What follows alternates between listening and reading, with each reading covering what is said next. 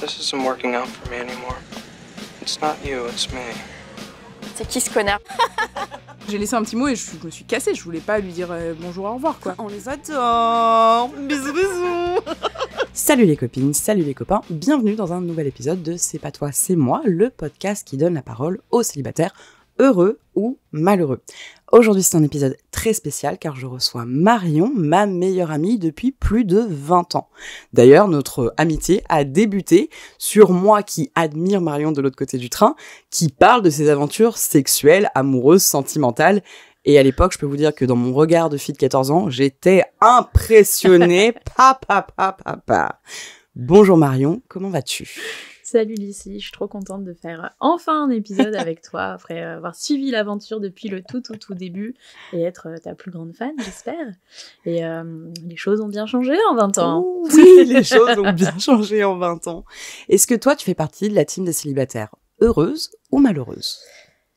Aujourd'hui, c'est une question que je me pose encore. J'ai envie de croire que je suis une célibataire heureuse. Le fait est que je suis bien avec moi-même. Peut-être qu'il manque quelque chose, mais j'essaye d'en tirer quand même le meilleur à l'instant T. Moi, je connais un petit peu tes histoires. Je sais que tu as eu ce que l'on appelle un désert sentimental et sexuel. On peut se le dire. On peut se le dire. Ce qui est drôle dans ton expérience, c'est que toi, tu as été quand même un peu la reine du sexe de la bande, hein, et il faut se le dire.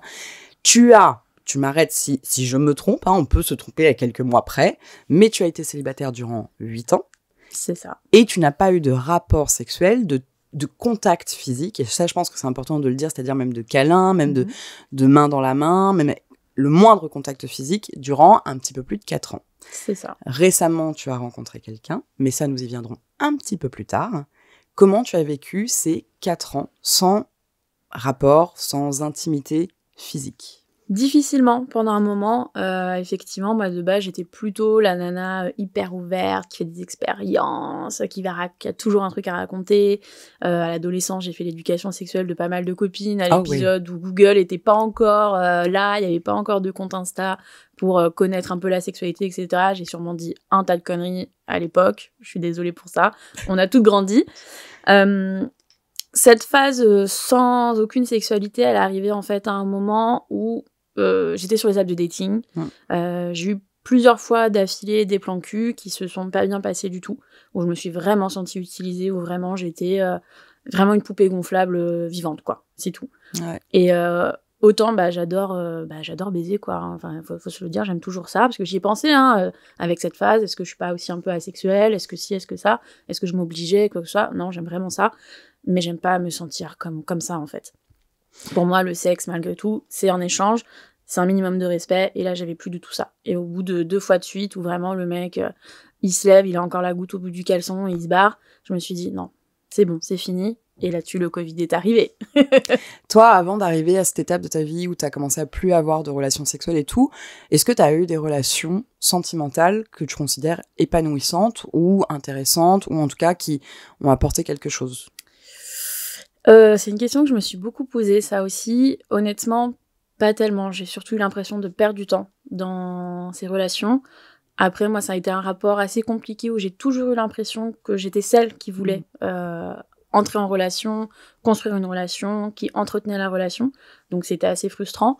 Et ça s'est pas bien terminé. Je suis restée pote avec aucun ex. Et le seul qui m'a laissé un bon souvenir, c'était un Italien qui était en Erasmus. Voilà, où c'était vraiment un CDD, mais du coup, c'était pas la même chose. Et je me suis toujours trouvée, au final, assez seule dans ces relations. Et j'en tire, même avec du recul, donc c'est-à-dire il n'y a plus la colère, il n'y a plus la déception, très peu de nostalgie. Très peu de « ah, quand même, c'était bien », ou de me dire « si j'avais fait un effort, ma vie serait différente parce que je serais encore avec un tel et un tel », pas du tout. Ouais, c'est vrai que moi, du coup, les auditeurs connaissent pas tes histoires encore. Moi, j'ai vu tes histoires et c'est vrai que je trouve que dès qu'on a été très jeune, c'est-à-dire que même à l'adolescence, et quand je dis l'adolescence, je situe ça dans les 16 ans, 17 ans, etc., toi et moi, on avait quand même 2 vies sentimentales très différentes.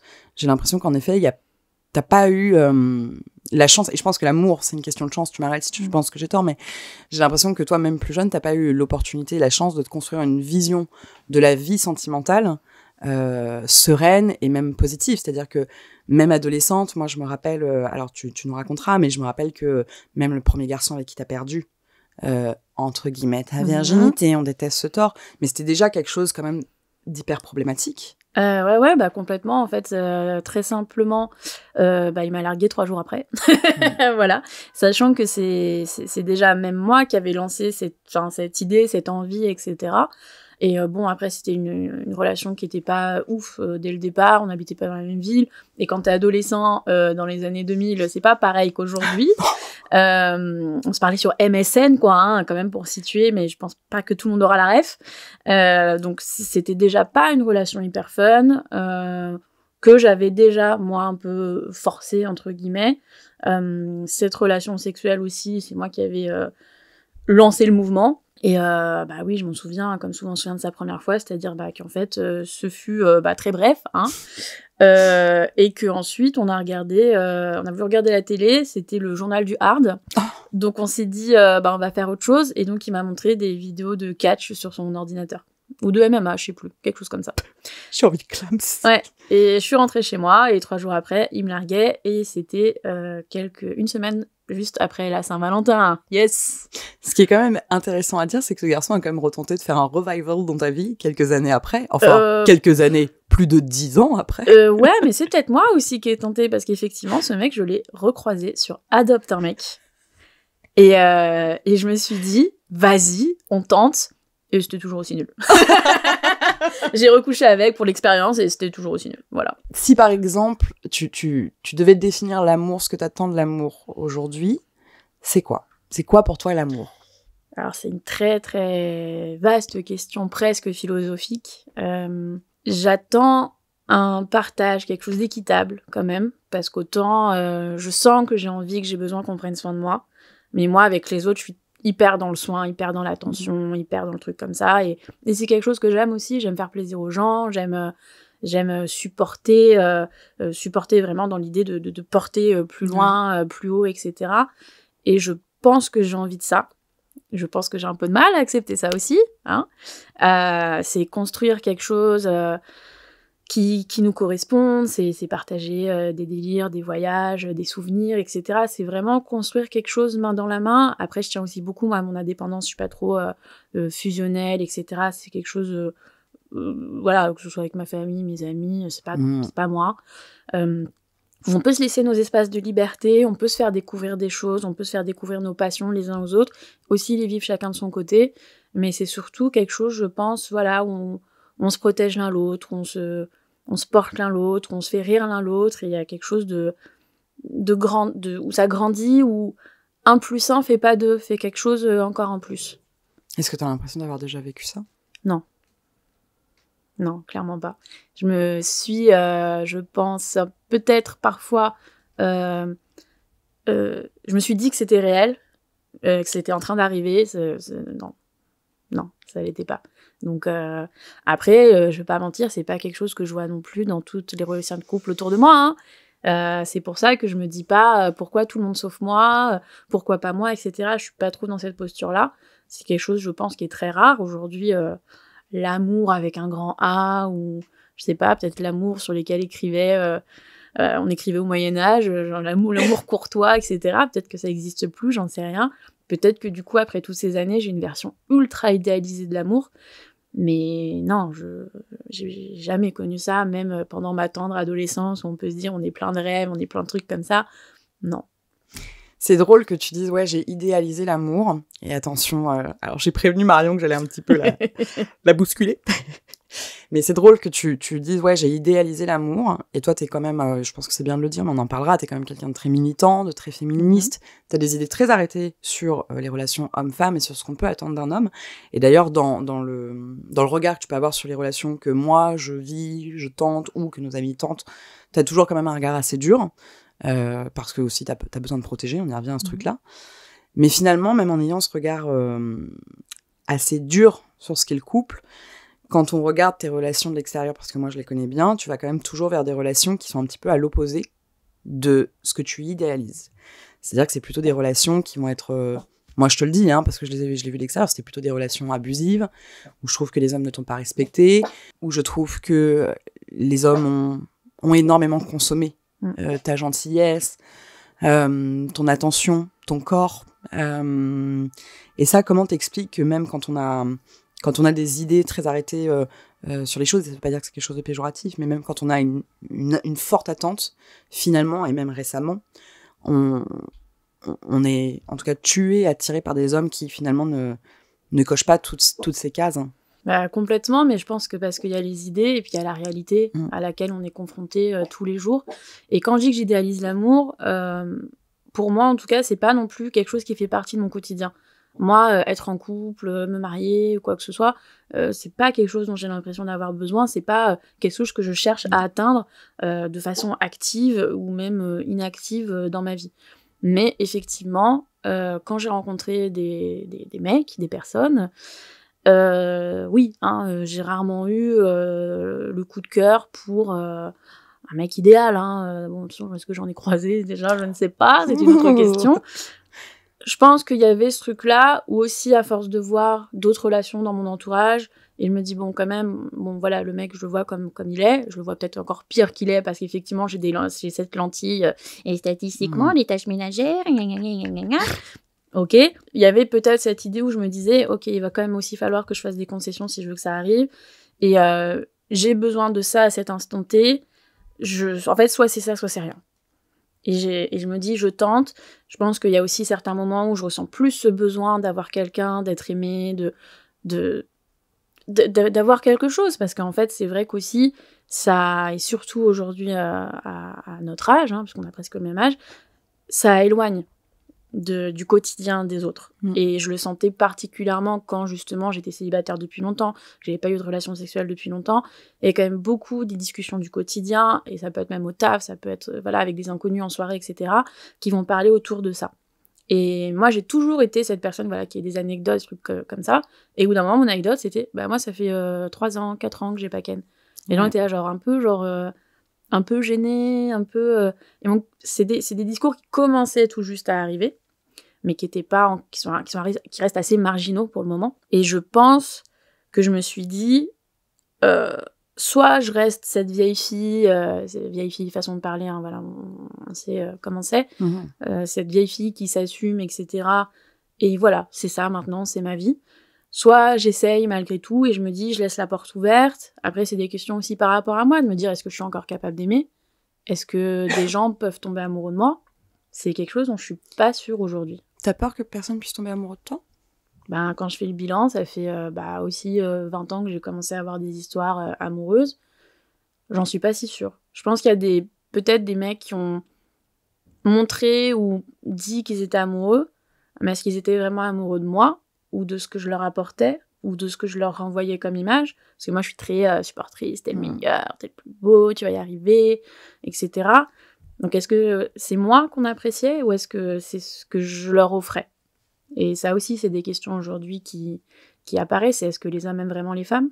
Mais moi, en tout cas, moi, personnellement, est-ce qu'on m'a vraiment aimée?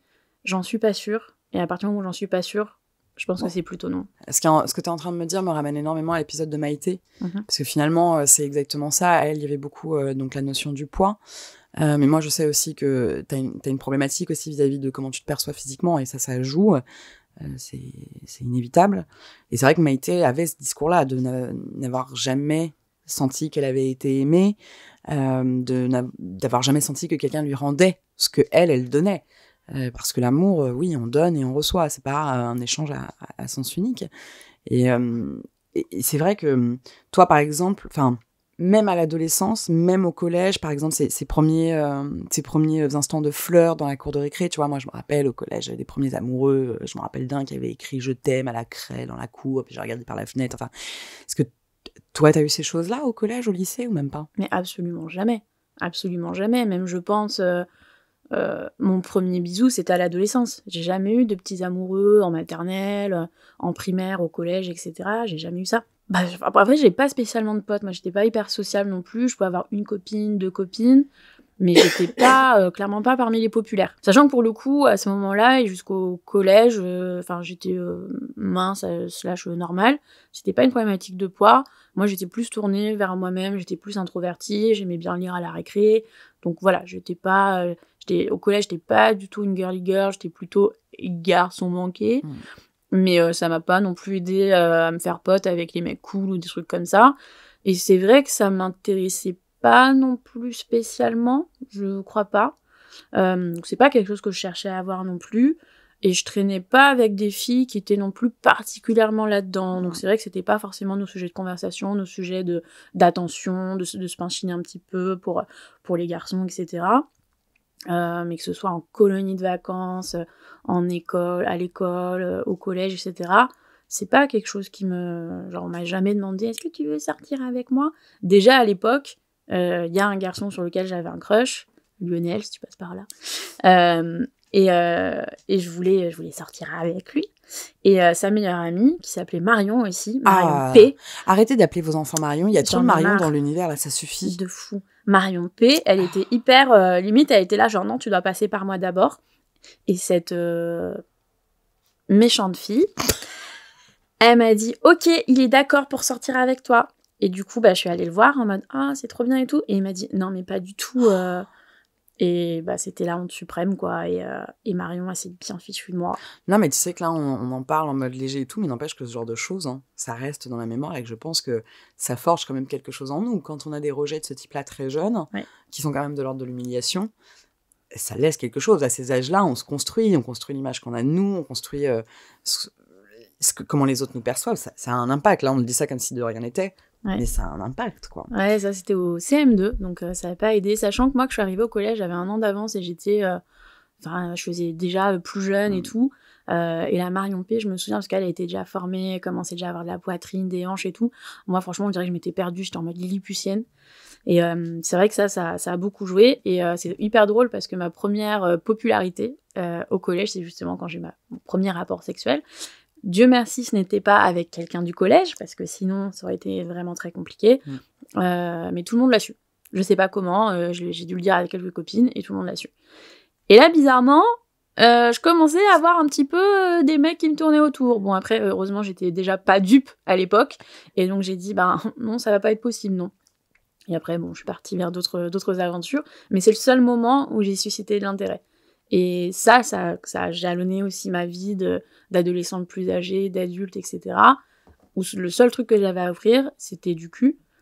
Bon, moi, j'aimais ça, donc je me disais transaction équitable. En fait, pas tellement, hein, surtout avec un peu de recul, parce que des bons coups, j'ai un top 3, mais c'est parce qu'en fait, il n'y en a pas trop derrière non plus. Donc, c'était vraiment pas très équitable. Mais pour moi, c'était le seul... et c'est horrible de parler de ça, comme d'une transaction. C'était le truc le plus facile à donner et à obtenir. Mais la suite, ce qui va derrière ou un peu l'enveloppe, c'était plus compliqué. C'est drôle que tu parles de transaction parce que finalement, ce qui t'a fait arrêter la vie sexuelle active, c'est le fait que tu ressentais que la sexualité était une transaction. Et d'ailleurs, toi, t'as un truc, on est très opposés là-dessus. On est très, très opposés là-dessus. Mais moi, par exemple, un date où un garçon ne m'invite pas pour le premier verre, c'est non. Et je ne revois plus jamais le garçon.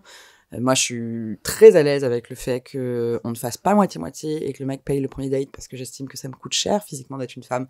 Et oui, t'as le choix, nanana. Non, t'as pas le choix. T'as l'illusion du choix, mais t'as pas le choix de pas te maquiller, de pas t'épiler. On te fait croire que. Mais vas-y. J'arrive avec mes stars luisants au soleil, mes sourcils dans tous les sens, mes lèvres gercées, mes poils sous les bras. On verra si t'as envie de me ken ou de me pécho. J'ai un doute. Donc moi, je suis pas du tout dans ce truc-là. Le moitié-moitié ne m'intéresse pas. Si j'ai du temps libre, et vu que j'ai très peu de temps libre vu l'emploi du temps, si je vais boire un verre avec un mec, fais ce qu'il faut parce que voilà. Toi, au contraire, t'es dans le truc de je ne veux surtout pas qu'il paye quoi que ce soit parce que je ne veux rien lui devoir. Et donc toi, t'as cette notion de la sexualité est un échange malgré moi, à mes dépens, qui est très fort. Comment ça se fait ? Parce que t'as toujours eu ça. Toujours. Je pense que vraiment, même adolescente et tout, je voulais pas. J'étais toujours dans ce truc-là de, effectivement, je veux rien avoir l'impression de devoir. Et en vrai, j'aurais rien dû à la personne si elle me paye une pinte ou un menu C3 au japonais, quoi. Mais je voulais être ce truc-là. Je voulais être... Mais je pense après, voilà, ça va avec mon truc d'ultra-indépendance, d'ultra... je veux pas qu'on prenne soin de moi... où je laisse pas les gens prendre soin de moi, et surtout pas des inconnus, et surtout pas des mecs, je sais comment ils pensent, etc. Mais il y a des garçons, en effet, aujourd'hui, qui mettent beaucoup cette notion de le féminisme, l'égalité. Alors déjà, le féminisme, c'est pas l'égalité, c'est la parité, ce qui est très différent. C'est pas du tout la même chose. Et donc, t'as beaucoup d'hommes, en effet, qui se sentent quand même, je pense, gênés, qui ne savent plus comment agir dans ces cas-là. Il y a des meufs, en effet, qui maintenant pensent que faire moitié-moitié, c'est plus égalitaire. Donc, je pense pas que les mecs qui partent pas directement payés aux toilettes, c'est parce qu'ils ont pas envie de t'inviter. Moi, je sais que quand la note arrive, je me mets directement dans une posture de ce n'est même pas une option, en fait. Je ne fais pas semblant de sortir mon portefeuille. C'est comme ça. Et donc, c'est plutôt au mec de se sentir mal, de se dire, ah bah, ok, il n'y a pas le choix, j'y vais, quoi. Et en effet, là, si le mec va au-delà de ça en disant, genre, on fait moitié, en effet, c'est que là, il n'y a vraiment pas envie de payer, quoi, mais bon. Ouais, je parle, moi, il y a 15 ans, 10 ans, où c'était pas du tout dans les discours de quoi que ce soit. Oui. Parce que moi, un vrai date où un mec m'invite à aller boire un verre et ensuite la note arrive, ça m'est pas arrivé depuis 10 ans, pour le coup, hein, c'est vraiment pas arrivé depuis très, très, très, très, très longtemps. Donc, peut-être qu'aujourd'hui, ça fonctionne comme ça, mais à l'époque, c'était censé être dans ce truc-là. Mais même quand la note arrive, aucun mec m'a jamais dit « laisse, je t'invite ». Toi, t'as jamais été une grande adepte des applications de rencontres, hein, t'avais un peu essayé à l'époque d'adopter un mec, etc. Mais Tinder, tout ça, quand même, ça t'est passé un petit peu au-dessus de l'épaule. Hein. Il y a quelques années, quand t'habitais à Marseille, t'as retenté Tinder. Qu'est-ce qui t'avait motivé ? Déjà, ça faisait combien de temps que t'étais célibataire au moment où t'as décidé de retenter Tinder ? Ça faisait plusieurs années, Ouais. déjà. Moi, j'étais donc dans une nouvelle ville où je connaissais vraiment pas grand monde. Et je me suis dit, bon, why not ? Et puis, allez, quand même, rencontrer quelqu'un, pourquoi pas ? Et toujours dans cette optique, je cherchais pas forcément le grand amour, etc. Mais voilà, je rencontrais des gens. Donc, je me suis remise à Tinder. Après, il faut savoir que sur les applis, moi, j'ai pas un succès incroyable. J'ai pas forcément beaucoup de matchs, alors que j'essaie quand même d'un peu de soigner mon profil, de faire un peu des blagues, de mettre plusieurs photos, etc., de quand même faire l'effort. J'ai pas tellement de succès. Après, c'est aussi parce que je savais que j'ai déjà vu en action les mecs, certains mecs, sur les applis de rencontre qui swipent tout. Et ensuite qui font le tri. Moi aussi, j'étais toujours dans cette posture où moi, j'envoie le premier message, il n'y a pas de problème, etc. Et à ne pas avoir de réponse. Au bout d'un moment, ça vexe un petit peu quand même, surtout quand tu te trouves mignonne sur tes photos, que t'as fait, voilà, l'effort et tout. Mais tu sais que ça, je l'ai jamais expliqué, hein. J'ai jamais compris pourquoi tu avais aussi peu de succès sur les applications de rencontre. Parce qu'en effet, moi je l'ai vu, hein, t'envoies les premiers messages, il n'y a pas de réponse, il y a des matchs mais ils parlent pas. Alors bon, ça c'est très classique, hein. Oui. Moi, il y a beaucoup de matchs que j'avais sur les applications de rencontre où il n'y a jamais de premier message, parce qu'on sait en effet que la majorité des hommes swipent à l'infini et qu'après ils font le tri dans les quelques matchs qu'ils ont. Donc ça, classique shit. Mais c'est vrai que... En effet, je peux que constater que quand t'étais là-dessus, il n'y avait pas de réponse au premier message. C'est assez fou. Et c'est drôle parce que dans l'argument des masculinistes, incel, etc., il y a ce truc qu'ils adorent dire que si t'es une femme, peu importe à quoi tu ressembles. Alors, je dis pas que... Oui, voilà, pas c'est de pas souci. avec toi. Mais ils adorent dire que peu importe à quoi tu ressembles, peu importe si t'es mince, si t'es gros, si t'es grande, si t'es petite, si t'as des boutons ou pas, tu trouves facilement. Que tu trouves dans la minute. Donc, on peut confirmer que ce n'est pas le cas. C'est faux. C'est tout simplement faux. Oui, je pense que si, effectivement, moi aussi, je swipe à l'infini et que j'envoie des messages à tous les matchs et que je réponds à tous les mecs qui envoient le même copier-coller à tous leurs matchs en espérant qu'il y ait une réponse, probablement que je peux coucher avec quelqu'un. Est-ce qu'on peut dire quelqu'un à ce niveau-là ? Je ne sais pas. Peut-être, mais à un moment... j'estime que j'ai pas des critères non plus exceptionnels, hein, parce que moi j'ai fait ma part, hein, de coucher avec des moches, des puceaux et tout. J'ai fait ma part. C'est bon dans la société, ça va. C'est vrai qu'il faut que je vous le dise. Marion, vous voyez l'Arche de Noé ? C'est un petit peu Marion.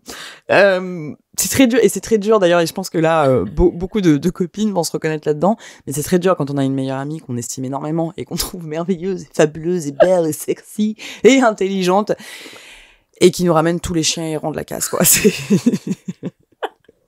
Franchement, j'ai eu quelques ex pas mal, bah notamment l'italien toujours, hein. Mais sinon globalement, ouais, moi j'aime bien des profils un peu... il faut leur trouver du charme, on va dire. Alors, c'est pas tant physique. Honnêtement, moi, je trouve que quand même, tu nous as ramené des petits gars mignons. et en vrai, il y en a eu quand même des pas mal. C'est pas tant physique, c'est plus sur l'aspect. Les mecs, c'était quoi. Enfin, c'est très dur, je pense. Et ça, vraiment, je pense que. Mais moi aussi, hein, t'as dû en voir des vertes et des pas mûres et te dire, putain, c'est quoi cette merde qu'elle nous ramène encore. C'est évident. Mais c'est vrai que ça, et je pense que ça va intéresser toutes nos copines qui nous écoutent. Quand on a une meilleure amie qui nous ramène des gars qui correspondent pas, mais toi comme moi, hein, Ouais. comment on gère, quoi? C'est-à-dire que. Bah, on gère pas. Qu'est-ce que tu veux faire? Parce qu'on essaye d'être poli quand même, un minimum. Et puis, c'est hyper compliqué. Et je pense qu'on en reparlera après. C'est-à-dire que tu peux donner des conseils, tu peux donner ton avis, etc. Ça change pas grand-chose. Il faut que la personne elle fasse ses erreurs. Il faut que la personne elle se rende compte par elle-même. Il faut que la personne enlève ses petites lunettes roses qui embellissent tout.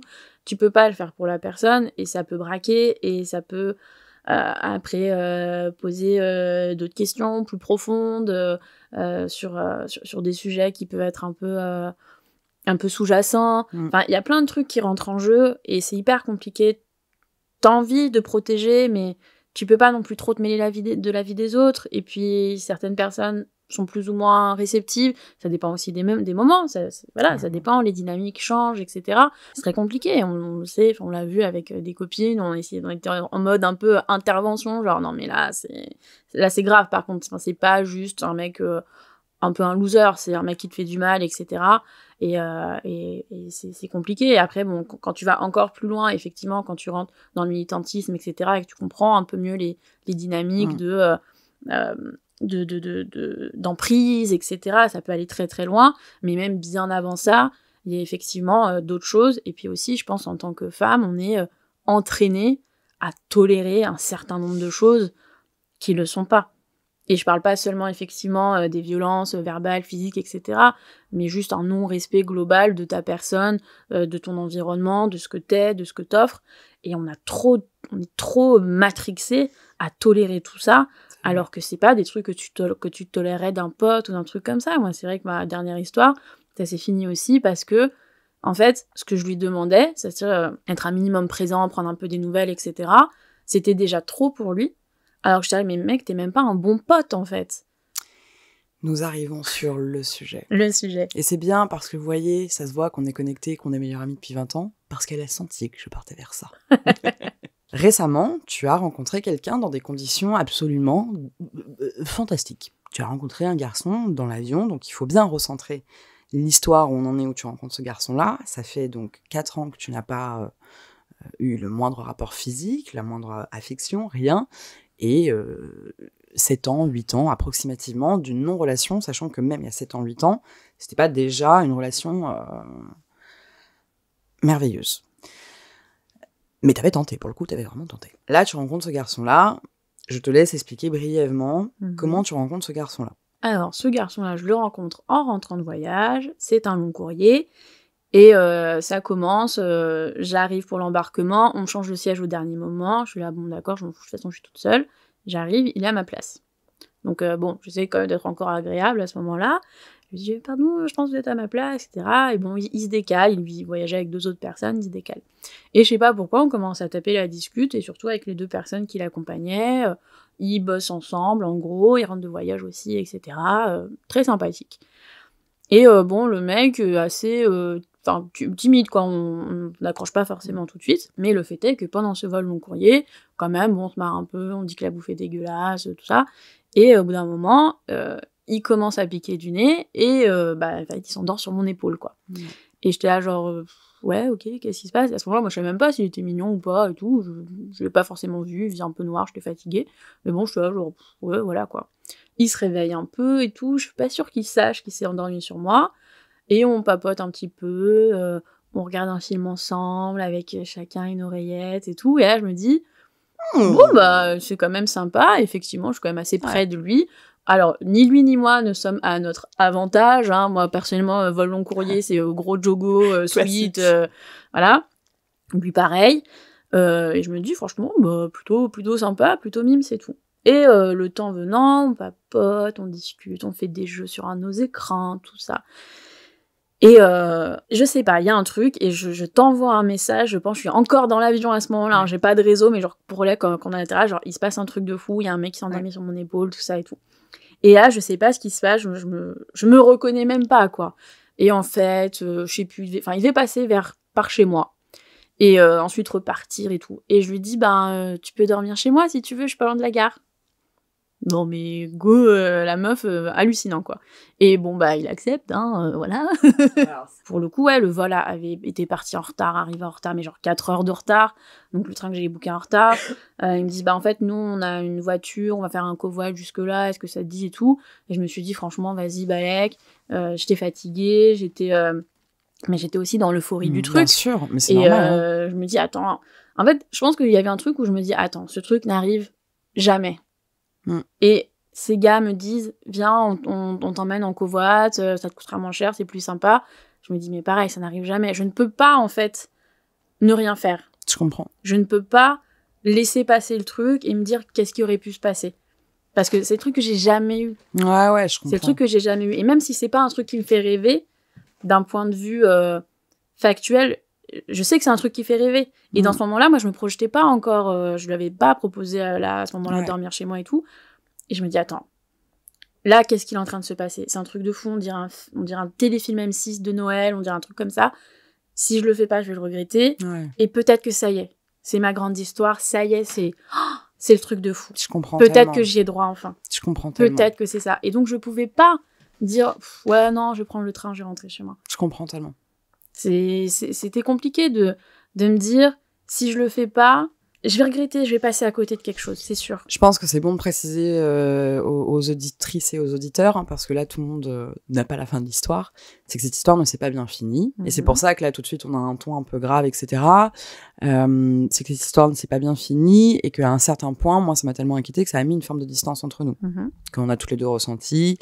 Mais bon, Marion et moi, on est amis depuis 20 ans, donc des distances, on en a eu, on en aura d'autres. On survit à tout. Cette histoire-là, après ça, vous avez eu votre première fois. Je te laisse expliquer parce que quand même, pas dans les détails des actes, mais c'est vrai que c'est pas anodin de coucher après 4 ans sans truc. Est-ce qu'il n'y a pas un peu une appréhension de remettre le couvercle Carrément. Carrément. Du coup, on finit par arriver chez moi. On décide quand même de prendre une douche, chacun de notre côté à ce moment-là. À ce moment-là, on s'était pas du tout pécho, rien du tout. C'était... Voilà, je rendais service. On se pose devant une série et on commence à se faire un peu des petits câlins, des trucs comme ça et tout. Je me dis, bon, allez, c'est parti. Mais moi, j'en avais envie, j'en avais très envie. Ah bah oui. Je pense aussi, moi, ce qui m'a permis de me laisser aller comme ça, c'est justement la rencontre, de se dire, c'est bon, on est dégueu, cheveux sales, on sent un peu le fennec et tout. Ou si j'avais eu un premier date par une autre voie, quelle qu'elle soit, je me serais sentie obligée de m'épiler, de me maquiller, de trucs, de machin, comme tu disais tout à l'heure. Et là, au moins, j'étais en mode, il s'attend pas à ce que je sois épilée au carré. Lui était un peu roots aussi, donc ça aurait été un peu malvenu. Et du coup, quand même, à un moment où les choses s'enchaînent, je lui dis, écoute, quand même, je préfère te le dire, ça fait un moment, plusieurs années et tout. Il dit, mais il n'y a pas de souci. Alors, je le dis, c'était top, c'est la norme, c'est ce qui devrait arriver. Il m'a dit, il n'y a pas de souci, on va à ton rythme, c'est toi qui décides, si tu veux qu'on s'arrête, on s'arrête et tout. Super, bon, finalement, voilà, les choses se sont passées.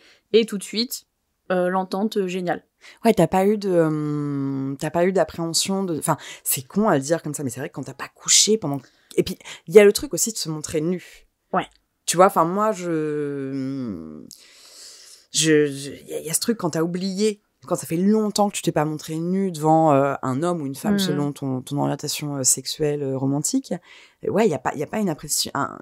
Un peu comme tu redeviens adolescente, quoi. Il y a un truc, t'enlèves tes vêtements, enfin, je sais pas. Ah, mais carrément. Ouais. Carrément. Et puis moi, j'étais un peu dans ce truc où j'ai un peu peur, mais en même temps, j'ai très envie. Et puis, il y a ce truc autour de qu'est-ce qui est en train de se passer, c'est incroyable et tout. Genre, je cherchais pas à mettre fin à cette période d'abstinence, parce qu'à ce moment-là, ça me manquait pas, voilà. Mais je pense pas que ça aurait pu mieux se passer pour mettre fin à cette période d'abstinence. Ouais. Donc, on s'est hyper bien trouvés. Enfin, tout a été très, très naturel, pas trop de questionnements, justement. Et j'avais super peur de ça, d'appréhender, de me dire j'ai pris du poids, je suis pas à mon avantage, que ci, que ça. Et au final, pas du tout, c'est parti. Et c'est vrai que ça aussi, ça a beaucoup joué. Je me suis sentie belle et désirable. Et ça, c'était pas arrivé depuis très, très, très longtemps, puisque même mes dernières histoires purement sexuelles, je ne me sentais ni belle ni désirable. Je me sentais un trou. C'est vrai que moi, j'ai vu une vraie différence, même vis-à-vis de toi. C'est-à-dire que tout de suite, t'as commencé à te faire tes cils, t'as commencé à te racheter des vêtements plus colorés et tout. J'ai vu, en effet, tout de suite que ça t'a redonné beaucoup, beaucoup plus confiance en toi, que t'étais beaucoup plus sociable, beaucoup plus... Moi, j'ai senti une différence. Au début, je me suis dit, c'est fantastique, quoi. Ouais. Enfin, j'ai senti une différence immédiate, quoi. C'était... tu me parlais plus de ton poids, tu me parlais plus de régime, tu t'avais envie de t'acheter des couleurs et tout. Enfin, c'était vraiment, en l'espace de 24 heures, c'était le jour et la nuit, quoi. Ouais. Mais ce qui est dramatique, parce qu'on va pas me raconter tout, mais ce qui est dramatique, c'est que, en fait, et ça, c'est mon regard de l'extérieur, et je sais que quand on vit de l'intérieur, on ne vit pas, mais il y a eu un événement qui a fait tout basculer, et je t'ai vu sombrer. Ouais. Bah, ce qu'il y a, c'est qu'en fait, le poids était un souci pour ce mec-là. Et c'était pas clair au début, on était ensemble, on n'était pas ensemble. Comme quand il est parti, la première fois, je crois qu'il était resté au final quand même 2 jours chez moi. Je lui ai dit, écoute, voilà, moi j'aimerais bien te revoir et tout. Et j'ai senti un peu un malaise. Mais j'étais là, genre, bon, bah écoute, tant pis, mais au moins j'ai dit ce que j'avais à dire. Franchement, moi, les postures de je te fuis, je te suis, je fais non, c'est bon, en fait, j'ai la flemme, j'ai envie de, je te le dis, tu prends pas, mais au moins, il n'y a pas de problème. Et au début, t'es là, genre, gna gna. Bon, au final, c'est reparti. Et à un moment, quand même, il me dit... alors, c'est un peu compliqué, ça parle d'un film qu'on aimait tous les deux. Il comparait mon surpoids à la malédiction de Sophie dans le château ambulant. Donc, ceux qui ont la ref auront la ref, et sinon, voilà, un peu compliqué. Mais en gros, il m'a dit, je peux pas te demander de perdre du poids, mais j'ai l'impression d'être dans cette situation-là, et j'ai pas l'habitude. Donc moi, je l'ai insulté, je l'ai traité de tous les noms. Il y avait autre chose dans ces messages-là qui était assez dur, moi, que j'avais trouvé... Alors, il y avait cette notion où il disait, je peux pas te demander de perdre du poids, qui est quand même assez claire, avec tous les arrondissements d'angle que tu peux, le message est assez clair. Mais il y avait à la fin de ces messages, moi, quelque chose qui m'avait beaucoup choqué. Il parlait de toi comme une to-do list. C'est-à-dire qu'il disait t'es la femme que j'ai demandé à l'univers, tu es douce, tu as un beau visage. Tu as un beau visage. Tournure de phrase extrêmement violente. On sait ce que ça veut dire. Tu es douce, tu as un beau visage et... tu es rigolote, ou en tout cas quelque chose de cet acabit-là. Ouais. Donc c'était l'ensemble du message qui donnait un truc quand même... Il y avait ce truc du poids, et puis il y avait cette to-do list de t'as un beau visage et puis t'es rigolote en plus. Donc, et en plus tu t'occupes bien de moi, quoi. Et c'est là où on arrive dans un truc qui pue la merde. C'est que tu l'as pardonné. Ouais, je sais pas pourquoi. Si, je sais pourquoi. Parce que je l'ai lâché, je l'ai insulté de tous les noms, je l'ai bloqué, etc. Et il s'est battu. Et c'est ça, c'est pour ça que j'ai replongé. Parce que personne s'était jamais battu pour moi. C'est-à-dire qu'en fait, le lendemain, moi j'avais déjà prévu de passer quelques jours ailleurs. Et en fait, je reçois dans l'après-midi un coup de fil d'un numéro inconnu et qui me dit « Je suis le frère de X, il est devant chez toi. » Et il essaye de te joindre, ça fait 2 heures qu'il est là. Et je suis là genre, pardon, comment ça ? En fait, il m'a un peu raconté de quoi ça parlait, blablabla, j'étais là genre, et donc il demande à son frère et tout. Et je savais plus quoi faire. Je me dis en fait, bon, il a fait de la merde, mais non seulement il le sait, alors, sachant qu'on, c'est important à présent, on était un peu à distance aussi.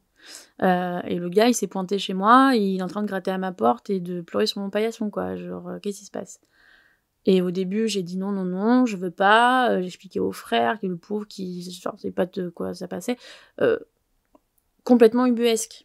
Et c'est pour ça que j'ai recraqué. Parce que personne n'avait jamais fait ça pour moi. Ouais, je comprends. Personne. Et là, je me suis dit, ok, il a fait de la merde. Je lui ai dit qu'il a fait de la merde. Voilà, il le sait. Mais il se dit, c'est trop bête, je veux pas que ça s'arrête, blablabla. J'ai fini au bout de 2-3 jours à le débloquer et à lui reparler, lui dire, voilà, tu as vraiment fait de la merde de l'argent en travers. Il dit, mais c'est bon, je le sais en fait. J'ai demandé conseil à mes collègues, à mes frères, à mes trucs, à mes machins. Je suis trop con de m'arrêter à ça.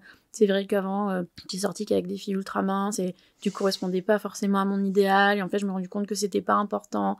Et patati et patata. Il t'avait dit, tu m'as fait changer d'avis. Ouais, oui. Ouais. Vraiment, s'il y a des hommes qui nous écoutent, arrêtez de nous traiter comme des bouts de viande et comme des corps. Et on n'est pas... Enfin, en fait, notre corps n'est pas n'est pas une option, en fait. Si vous n'aimez pas les personnes grosses, vous avez le droit de pas aimer les personnes grosses.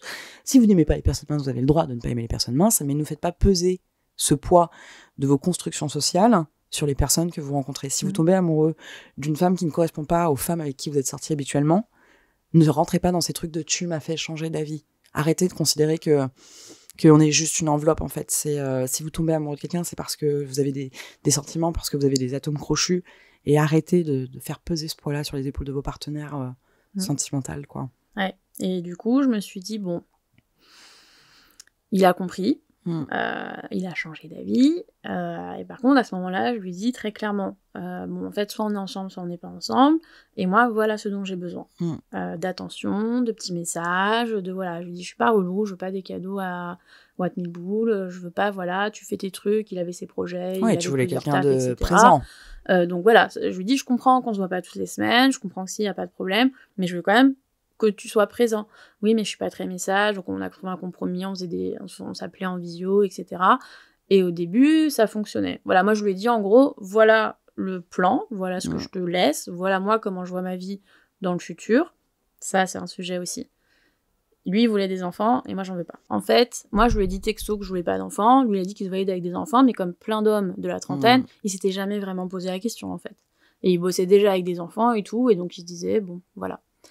Et effectivement, par contre, au bout d'un moment, vers la fin, cette histoire aura duré 6 mois, en tout et pour tout, ce qui est pas non plus énorme. Ce qui est pas mal, quand même. C'est pas mal, ouais. C'est pas mal, mais en fait, on s'est pas forcément beaucoup vu. On a dû se voir moins de 15 fois, peut-être, pendant toute cette période-là. Et en fait, effectivement, il me l'a remis dans la gueule. Oui, mais de toute façon, je suis pas prêt à faire ce sacrifice, etc. Mais c'est-à-dire que si moi, j'avais pas lancé cette engueulade du fait de ton manque d'attention pour d'autres choses, en fait, combien de temps ça aurait pu durer d'être comme ça, et que toi, ça te travaille, toi, ce truc-là, tu t'y penses, et tu me le dis pas. Donc en plus, t'es lâche. C'est clair. Et surtout que moi, j'étais très claire depuis le départ, mais je pense que comme beaucoup de gens, parce que je pense que c'est pareil pour les femmes dans des situations, se dire il ou elle va changer d'avis. Même si je voulais des enfants, c'est clairement pas le père idéal. Donc, mais tu me le disais. Je lui ai dit aussi, voilà, au moment où il me remettait ça dans la face, je lui ai dit, mais mec, même si on voulu des enfants, c'est pas toi qui serais dans la liste. Donc voilà. Mais oui, c'est vrai que par contre, avec lui, ils se sont réveillés. Te dire, moi qui n'ai pas spécialement envie de me marier, je me serais dit, on pourrait faire un mariage sur le thème Seigneur des Anneaux. Voilà, et je me suis dit, pourquoi pas. Et effectivement, moi, j'ai cette idée plus tard d'avoir une soirée à la campagne, etc. Et lui, quand on parlait de trucs comme ça, il me dit, moi, j'aimerais bien avoir un dojo à la campagne et tout. Et je me suis dit, ah putain, ça match. Ouais. Et c'est vrai que ça, c'est aussi, moi, des décisions que j'ai envie de prendre dans ma vie, que j'imagine seule. J'ai pas envie, parce qu'il y a des concessions, parce que je me sens pas prête à faire ce type d'investissement avec quelqu'un, forcément je l'ai rencontré il y a pas longtemps, etc. Parce que j'ai une vision assez précise de ce que je veux, et que il faudrait voir avec la version précise qu'a une autre personne. Mais là où je me suis dit, ça match, et c'est rare de trouver, ça me semble rare de trouver quelqu'un avec qui potentiellement ce genre de truc peut matcher, et donc je me suis dit oui, pourquoi pas plus tard. Là, je sais aussi qu'il n'était pas... le mec s'occupe à peine de son administratif, il était tout le temps en galère de thunes, etc. Ce n'était pas... It's a troubadour. C'était un troubadour, ce n'était pas la bonne personne à l'instant T. Mais c'est vrai que ça a réveillé des trucs chez moi, mais au point que, j'en rêvais.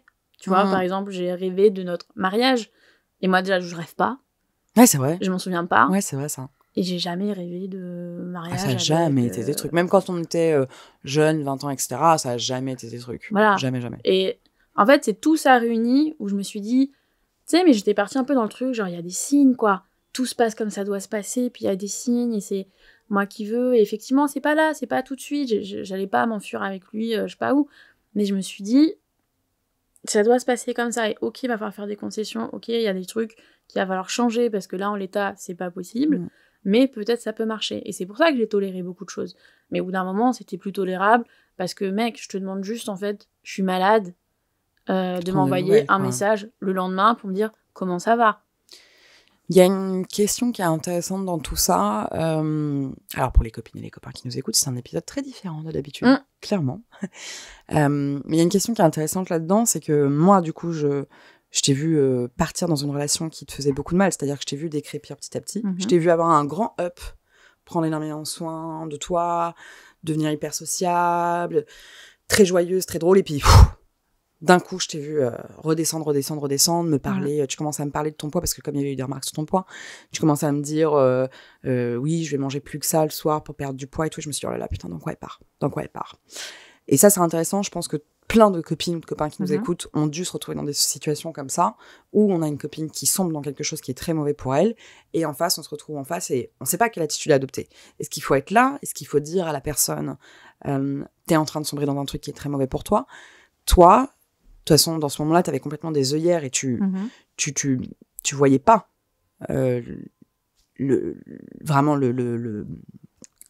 j'allais dire la toxicité, mais c'est pas exactement ça, mais le mauvais qu'il y avait dans cette relation-là. Est-ce que tu penses que pour te sortir de ça plus rapidement, moi ou d'autres amis, on aurait pu avoir une autre attitude pour t'ouvrir les yeux? Je pense pas, je pense que moi j'étais quand même en partie consciente, c'est-à-dire je vois bien qu'en 6 mois j'ai plus pleuré que les 6 années précédentes, et que moi j'aimais pas être dans cette posture-là en vrai, d'être vulnérable, de me sentir un peu à la merci de ce truc. Après, même avec le recul, je pense pas qu'il était méchant, je pense pas qu'il était toxique, etc. Mais juste il savait pas faire, et c'était pas le bon moment pour lui, et on n'était pas compatibles au final sur les trucs que je pensais, et voilà. Mais je le voyais quand même, et j'avais envie d'y croire, j'avais envie de ce truc, parce que ça me ramenait aussi au truc. Ok, donc définitivement, l'amour, c'est pas pour toi. Tu mérites pas. Tu n'auras jamais ça. Peu importe si la rencontre, elle est magique, que tu te dis, putain, c'est le genre de truc que t'as... Franchement, à la limite, peut-être que je me suis dit, j'ai envie d'avoir des enfants juste pour leur raconter, en fait. Juste pour leur raconter que c'est quand même un truc de fou. Tu le racontes à des potes, à des collègues, tout le monde est genre, mais ouais, mais c'est magique, mais ça n'arrive jamais, c'est incroyable. Et de me dire, ok, en fait, cette histoire est merdique, c'était me dire, définitivement, malgré les circonstances de folie, c'est pareil, personne va faire l'effort pour toi. Il a été capable de faire 2 fois des grands gestes. Venir chez moi quand on s'était engueulé, et une autre fois où j'avais mis... Parce qu'en fait, oui, ça a duré 6 mois, il y a eu 2 ou voire 3 pauses. Et une autre fois, il m'a joué au piano la BO de ce film, du Château ambulant. Je me rappelle de cette histoire, putain. Qui fait ça? Qui fait ça alors qu'on s'était dit, c'est bon, on s'arrête. À ce moment-là, c'était en bon terme. Et moi, j'étais genre... J'ai pleuré toute l'âme de mon corps. Mais qu'est-ce que t'es en train de faire? Qu'est-ce que tu me fais, là? Pour moi, c'est une déclaration d'amour. C'est la chanson, je l'ai dit à personne, mais si je me marie, je veux faire ma première danse sur cette chanson. Et il me l'envoie, je lui ai rien demandé. Il le fait, en fait, depuis qu'on s'est rencontrés, je m'entraîne pour la prendre. Et évidemment que moi, j'y ai cru. Évidemment, j'ai même pas droit à des fleurs dans mes autres relations. Et le mec, il apprend pour moi un morceau au piano. C'est le genre de truc, mais dans une comédie romantique, tu dis, putain, c'est un peu cheesy quand même, c'est abusé, ça n'arrive pas. Bien. Et là, ça m'arrivait, donc j'avais envie d'y croire. J'ai eu envie d'y croire. C'est et mettre fin à ça, c'est me dire, c'est même pas que je veux pas, je veux. J'ai essayé. Je me suis laissée aller, je me suis livrée, j'ai ouvert mon cœur, je savais même pas que j'en étais encore capable. Et tout ça pourquoi? Pour un mec qui est même pas capable de m'envoyer un message par jour. C'est pathétique. C'est pathétique. Mais sauf que non, oui, toi tu dis, lui est pathétique. Moi je me dis, moi je suis pathétique. Non. Alors non. D'y avoir cru et de croire encore à ce genre de conneries. Non, je veux surtout pas ça, que je veux surtout pas que t'entendes ça. Bien sûr que t'as pas été pathétique. Je pense que c'est moi, tu m'as vu aussi dans beaucoup de relations tout à fait toxiques et accepter des choses tout à fait anormales. Je pense que en plus de là où on vient toutes les deux, où on a manqué beaucoup d'amour, où on a manqué de structure, de soutien, etc. C'est normal. Je comprends tellement ce que tu me dis, et parce que tu mérites infiniment de rencontrer quelqu'un. Visiblement, il y a quelqu'un quelque part qui a décidé que non. Que non. Donc, moi, c'est ça aussi, c'est que je me suis surprise moi-même à me laisser aller, à me dire, allez, j'essaye, j'y crois. Moi, je suis pas dans ces trucs-là. Moi, je crois pas forcément au destin, au signe de l'univers, aux trucs comme ça. Voilà.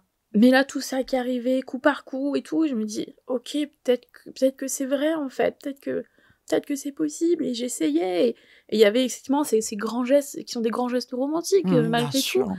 Et je me dis, putain, personne n'a jamais fait ça pour moi, mais ni pour moi, ni pour personne de mon entourage, ça n'arrive pas. Et ça m'arrive moi. Et j'y crois pas en fait. Je me dis, ça y est, je suis enfin l'héroïne de ma propre vie. Et enfin, ça arrive. Et je veux pas y croire parce que je me dis, mais c'est fou parce que c'est pas quelque chose qui me fait rêver, c'est pas quelque chose que j'ai provoqué. Et en fait, non, c'est une histoire bancale comme 12 000 autres, et avec un mec qui est pas capable de jeter ses poubelles, avec un mec qui est pas capable d'envoyer des messages.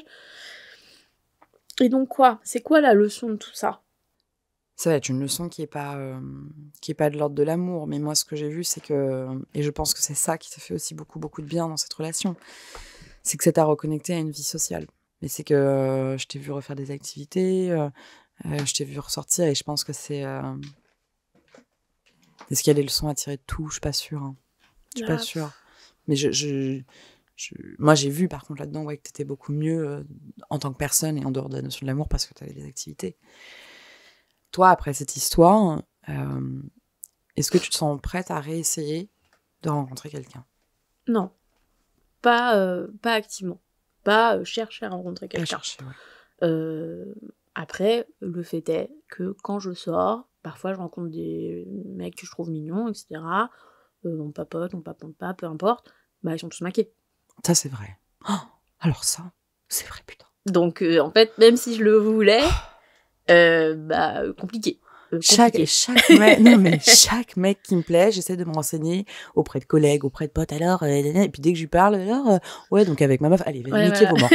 Niquez vos morts. Non, je continue de leur parler, je suis sympa, mais... Ah bah oui, moi aussi. Même, bon. c'est-à-dire que même là, depuis, hein, donc ça va faire 6 mois, un peu moins, 4-5 mois que ça s'est terminé, bah voilà, je suis retournée à des soirées, des trucs comme ça. Bah, je me dis, même moi, j'aimerais bien recoucher avec quelqu'un, peut-être, ça m'a repris un peu. Bah, je peux pas. Mais alors, du coup, tiens, parce que tu te sens reprête à coucher avec quelqu'un, c'est vrai que ça, du coup, là, on est parti dans notre thérapie de couple, parce que vraiment, Marion et moi, je peux vous le dire, on est un couple, hein. Tout le monde pense qu'on est en couple, littéralement. Hein, tout le monde pense qu'on est lesbiennes ensemble. Je pense que tous les mecs avec qui on a été en couple avaient vraiment des problèmes avec notre relation. C'est sûr.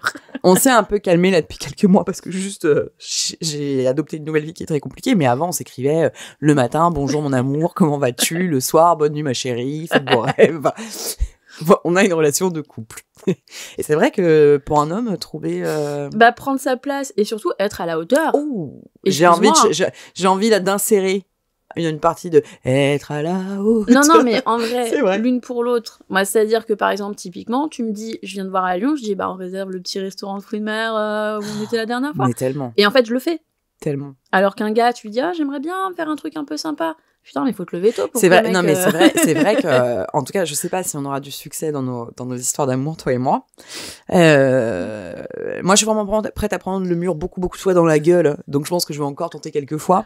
Toi, je sais que le mur, tu le tiens vraiment très loin et que t'es en mode genre, je vais détourner le mur. Moi, je suis là genre, go, allez, je me prends un mur. Ah, c'était pas le bon encore. Donc, je nous souhaite quand même de trouver l'amour, mais quand même, entre nous, là, on a beaucoup de chance, c'est qu'on s'est trouvés toutes les deux, et que mine de rien, on a été, ça fait 20 ans qu'on se connaît, qu'on a été une famille, qu'on a été des amoureuses, qu'on a été des psys, qu'on a été aussi des pires ennemis, qu'on a été tout en 20 ans, et que notre amitié, quoi qu'il arrive, est absolument indestructible. C'est un délire, je pense même qu'on pourrait encore se mettre en froid pendant X temps et se retrouver, et se reparler comme si de rien n'était. Enfin. Donc finalement, la conclusion de cet épisode-là, qui est très différent des autres, c'est que l'amour, une fois de plus, c'est pas que l'amour romantique. Bien sûr, mais moi c'est pour ça, moi je me sens pas seule dans ma vie. Voilà, moi je sais que peu importe l'homme qui rentrera ou non dans ma vie, ou peut-être la femme qui rentrera dans ma vie, si j'ai des enfants ou pas, je sais que j'ai une âme sœur, que j'ai un amour éternel et que c'est toi, et que on vient de passer un truc très compliqué ce week-end encore, et que on n'a peut-être pas trouvé l'amour, on n'a peut-être pas eu de famille, mais on est des âmes sœurs, quoi. Ouais. Mais toi aussi, c'est pareil, c'est pour ça, voilà, moi c'est peut-être aussi pour ça que ça me manque pas ou quoi que ce soit. Moi, je suis très entourée dans ma vie, j'étais toi, évidemment, j'ai d'autres amis fidèles depuis hyper longtemps, etc. Moi, j'ai un truc, j'ai des gens autour de moi très solides sur qui je peux compter, etc. Donc, un mec, une relation amoureuse, c'est pas...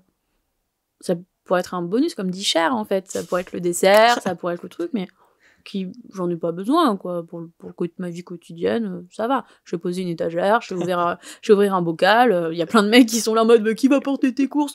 Moi, je peux porter mes courses moi-même. Hein. Quelle question de merde, qui va porter tes courses? C'est pas ridicule. On s'est posté porter un sac, quoi. Et moi, ça, j'ai de la chance, c'est que je sais pas poser l'étagère, mais je tais toi. Et toi, tu sais poser les étagères, donc finalement, on se complète bien, l'une et l'autre. Question que je pose à tous mes invités pour 2024, qui approche à grands pas. Ouais. Qu'est-ce qu'on te souhaite d'un point de vue sentimental? Alors, à noter, 2024, ça va aussi être l'année de mes 35 ans. Donc, et en ça, termes c'est important pour toi, de là. bilan, gros bilan, ça va être quand même, je pense, je suis un peu détente là, mais je pense que ça va un peu me casser la gueule le jour J. Honnêtement, pas grand-chose. J'ai pas du tout envie de me focus là-dessus cette année. J'ai envie de me focus sur les rêves que j'ai envie de réaliser, et aucun de ces rêves, à part ceux que j'ai quand je suis avec ce type-là, qui sont jamais revenus d'ailleurs, hein. C'est plus me focaliser sur moi, vraiment me trouver, parce que bon, c'est un autre sujet, j'ai pas jamais trop pris le temps de me trouver moi. Donc peut-être tomber amoureuse de moi-même au final. Oh. Bon bah moi du coup, je rajoute toujours un truc maintenant, je demande aux invités qu'est-ce qu'ils veulent que l'on souhaite, mais finalement moi je rajoute toujours qu'est-ce que je leur souhaite. Moi je te souhaite des orgasmes. Des orgasmes. Ah, mais ça c'est bon, il y a pas de problème, je suis bien équipée. Mais des orgasmes partagés. Et je te souhaite aussi de fouetter des hommes. Oh, ça peut se faire. Ça peut se faire. Merci beaucoup Marion pour cet épisode très émotif. Ouais. On peut dire qu'on aura beaucoup pleuré ce week-end l'une et l'autre. Ouais. Pour ceux qui me suivent sur Instagram, vous savez ce qui s'est passé ce week-end. Donc, en tout cas, au moment où vous l'écoutez, ça s'est pas passé ce week-end, mais au moment où on l'a enregistré. Je vous dis merci beaucoup. Merci Marion. On se retrouve peut-être bientôt dans un autre épisode. Je vous souhaite une très belle journée, une très belle soirée. Merci d'avoir écouté cet épisode. Si vous avez aimé cet épisode ou les autres épisodes, n'hésitez pas à laisser une petite note sur Spotify, Apple Podcast, voire même un petit commentaire pour nous dire que nous sommes fantastiques. Si vous aimez les versions filmées, il y a une version filmée sur YouTube. Merci beaucoup de me suivre dans cette aventure. Bonne soirée, bonne journée et vive le féminisme. Ouais.